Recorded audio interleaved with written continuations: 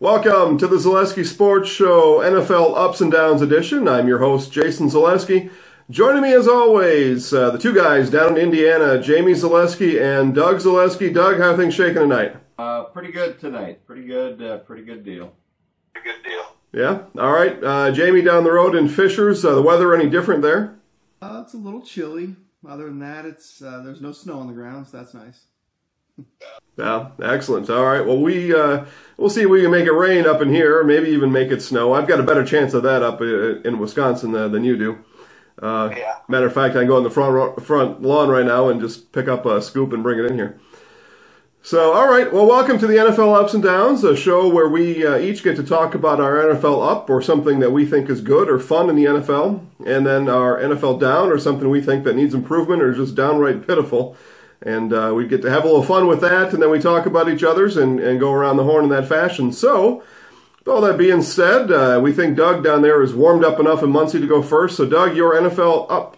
Hey, my NFL up. I'm going to go with Mr. Brett Hundley, the Packers' backup quarterback, who has delivered back-to-back overtime victories.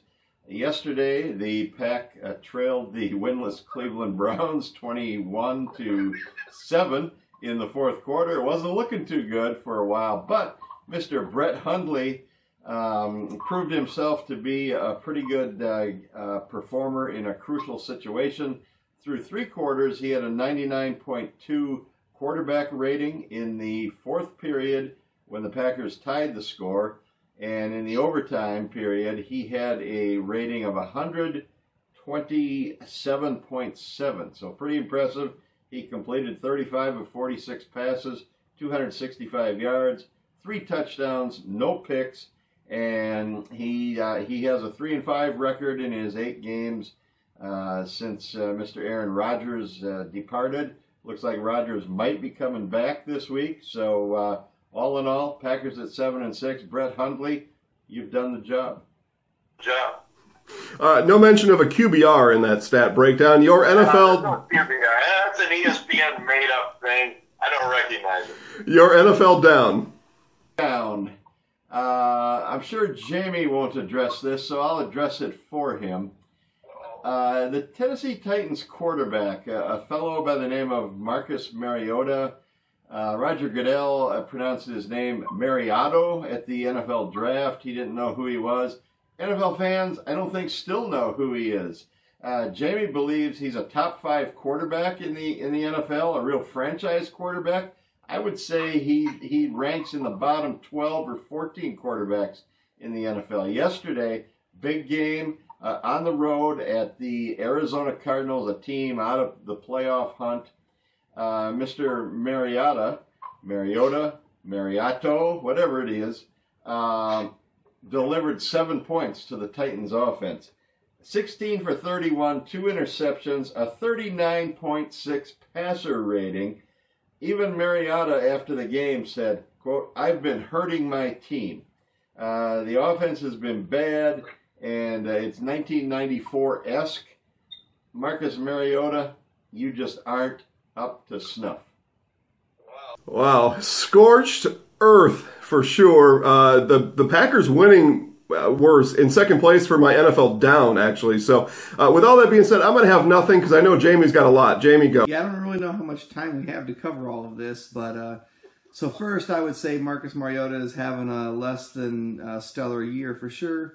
A lot of it, I think, at the root is his broken leg from last year, and he missed all of the off-season workout program, and so his mechanics are a little sloppy. He's thrown off his back foot. He's not setting and driving the ball.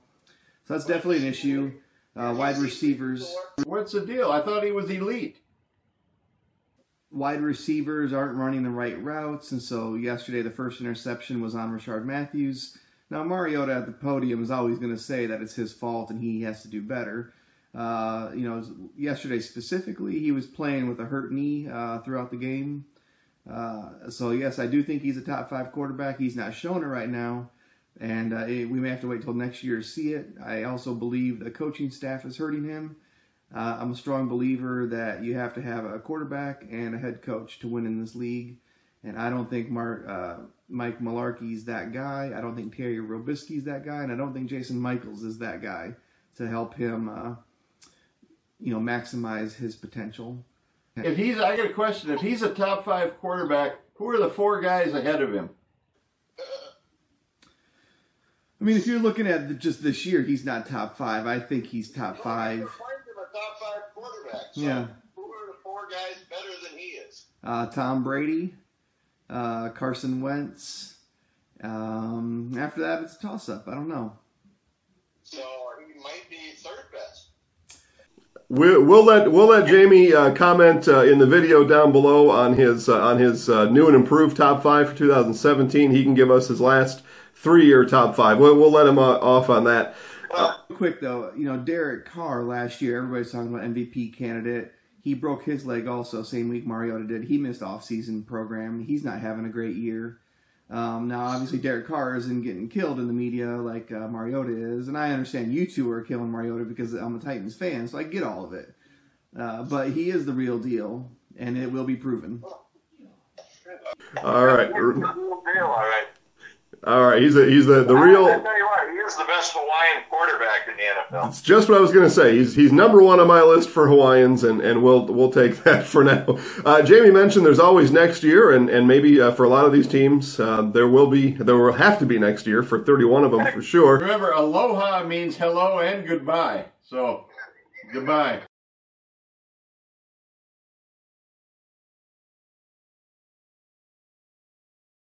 Before I go into my that the Titans are making the playoffs. So he's doing something. Okay. Check with me in 3 weeks on that. All right. My NFL up is going to be fantasy football players in this world. Fantasy football had started the playoffs this week. There's been a lot of high-scoring teams. You had the Rams, the Eagles, the Jaguars, the Steelers, the Ravens. So fantasy footballers are probably pretty happy right now. There's probably a lot of competitive games out there. And I know personally I'm in one in the playoffs. So it's a good week for fantasy football players. Yeah, I think unless they have Marcus Mariota as their quarterback, then they probably aren't going to do that. Definitely the case. If you had the Dallas Cowboys' Rod Smith in your lineup, you scored 35 points. Jamie, your NFL down. So my NFL down is going to be, I had 2 ready because I thought somebody might take Carson Wentz. So that's obviously a down, but I'm going to leave that alone. And I'm going to go to the Cleveland Browns.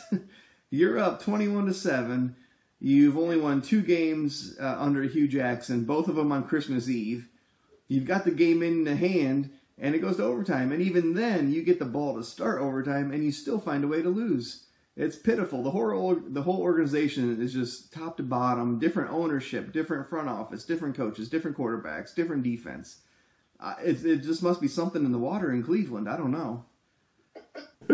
Yeah, well, Christmas Eve for the Cleveland Browns is coming up just in 2 weeks, so they'll have another shot at a 3rd win in that time frame.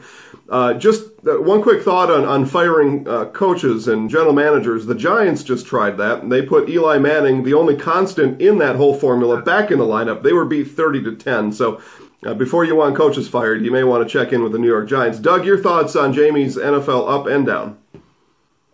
Fantasy players and their lineups of playoffs, who cares? I don't care. Cleveland Browns, this just in, they're pretty bad. Wow.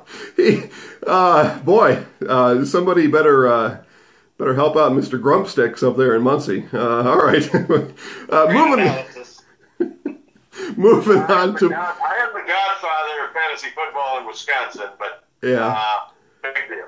You're still playing off those 1970 rules, too. That fact in Wisconsin is unchallenged. That I will say. All right, we'll move on to my NFL. Geez, I don't even know where I am right now.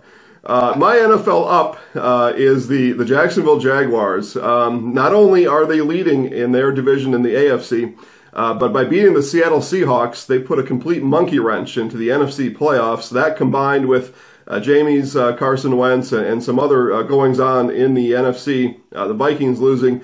The whole thing is in disarray. I think of the 16 teams, perhaps 12 of them are still in the race. I don't know if I'm exaggerating that much.